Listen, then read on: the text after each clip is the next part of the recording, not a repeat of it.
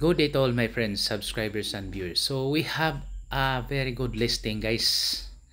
This is 17.5 hectares with a wide frontage located here in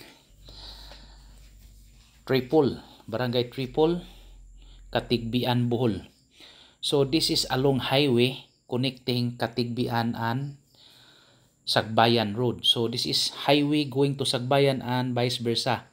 Then going to Tagbilaran, Sagbayan, Katigbian, Tagbilaran, Balilihan, Cortes or Balilihan, Corilla, Tagbilaran. So just around less than an hour lang guys. So more or less nasa mga 40 minutes or less than. So this is a very nice property. It's a titled property. Titulado po ito guys. At tatlo ang may-ari. There are 3 owners on this property. Then the owners are not living in the area. Only the people, no, the said tenants. But regarding the tenants, they have already an agreement to the Department of Agrarian Reform. So na-report na ito at may agreement na sila. The first agreement according to the owner, the size is 17 hectares. So biglang nagkalupa. So may binigay si may-ari ng 2 hectares. Yun po ang agreement. 2 hectares ang binigay at ilagay sila sa isang lugar. So meaning they are not in the front area. They are in the back portion of the property. So that is the situation guys. So actually the owner is my relative. It's my relative. So by the way, I'm not part of the property but it's my relative. Then since I am also a broker, so they asked me to sell their property. So marami na ring mga agent nagpunta dito kasi magbenta din sila pero sobrang mahal na po yung binibenta ng mga nag-double price na sila. So kaya ang sabi ni parente ko, yung relative ko, yung tamang presyo lang 200 pesos per square meter. So very very affordable da guys. So that is really very affordable. So I'd like to help them to sell this property. Actually, if we can acquire this property, no guys, it's really good because it's very close from Tagbilaran City, not too far. So you have so many access on this. You can go to Chocolate Hills, you can going back to Tubigon, Bohol. So Tubigon, Bohol is just around more or less nasa 20 minutes lang or less than 20 minutes drive. So maganda talaga guys. All we have to do is to arrange, no, because there are people living in the area. So as per agreement with the owner, they will put in one place. So ilagay lang sila sa isang lugar. So that is the agreement signed. So signed by them to the involved parties.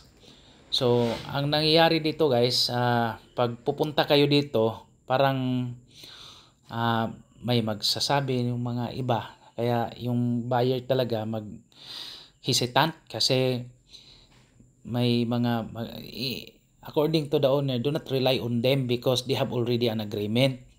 So ito po mangyayari guys, pag mag-visit tayo sa property, isama natin yung owner or representative ni owner kasi may pinsan pa ako dito na siya talaga ang binigyan ng utos or binigyan ng pahintulot ni owner na kasi kapatid ng papa niya eh.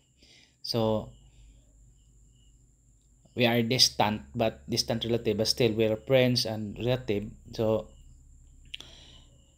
siya ang nagsabi sa akin na ano na lang natin to, huwag mag-price up, ilagay sa para kasi matanda na ang mga may-ari. So kailangan na talagang mag-enjoy sa kanilang property.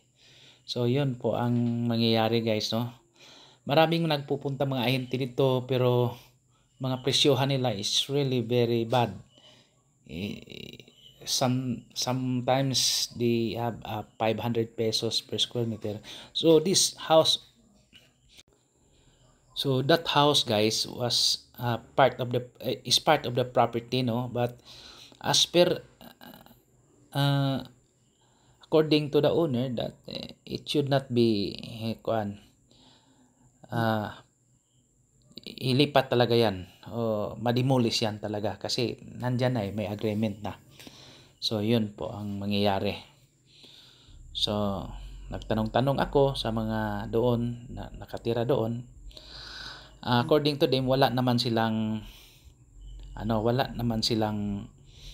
problema pag ibibinta talaga yan. All they have to do is kailangan hindi sila mapaalis. So kaya may nagpunta na sila doon sa DAR, yung Department of Agrarian Reform.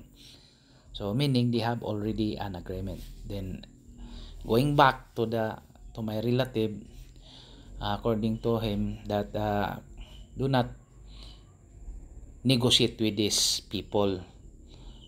You negotiate with us because we are the owners. So that is the story guys. So to cut story short, no, we will not rely on the people living in the area. We will talk to the owner. So sa owner talaga tayo. So yun po. So let's proceed. Balikan natin yung location guys. Napakaganda talaga. Pwede mo gawin mo siyang mga business, no, tulad ng pwede maggawa ka ng rice mill diyan or ano ba ang gusto mo kasi malaki ang frontage ng highway ng property. So maganda. Ang sa atin lang dito guys, yung ma-arrange lang ba kasi may usapan naman sila, may na pinirmahan naman sila, may agreement naman sila sa mga iyan lang, may medyo may konting pag-usapan. Pero pagdating doon sa mga legalities, nandyan naman ang mga may-ari guys. So ito maganda ang property. May kaunting, hindi masyadong malaki ang rice field, yung sa medyo gitna lang. Pero sa tingin ko maganda ang sitwasyon. Kaya yung mga bahay, no, mga bahay diyan, hindi talaga may mga concrete naman pero hindi masyadong pulido. Sa tingin ko walang okay lang talaga yun. Pwede demolish. So super ganda ng property, only we have the tenant, but it was already solved. So kasi may mga prospect na noon pero hindi pa na finalize, so kaya pinanalyze na lang nila yung agreement. So then if we are interested, no, you should contact us or me for a proper viewing, no, para ma-inform talaga yung relative namin, yung pinsan ko, na makapunta ng maayos sa property at isama natin si may-ari or yung pamangkin ni may-ari kasi sila man talaga ang nag-hold sa property. So no need to talk with the other people around in the area. So we will talk properly once you decided to buy this property. Actually this is very affordable and very cheap, no, a good investment. So very nice talaga. So good for farming, maganda siya. Okay, so if ever, no, mga site viewings, just contact me. So ito po yun, no, mga light materials lang yan guys, hindi talaga water. There are deep wells naman, or in the highway there is also a source of water from the municipal. It's not far from the municipal. Actually, it's like a boundary, I think. Boundary in Sagbayan and kuan, Sagbayan Bohol and Katigbian Bohol. Okay. For inquiries, just contact me and please subscribe our YouTube channel. We will process transfer of title. And if you have properties for sale, just submit it to us. Okay? Thank you and God bless to all. Happy viewing. Bye.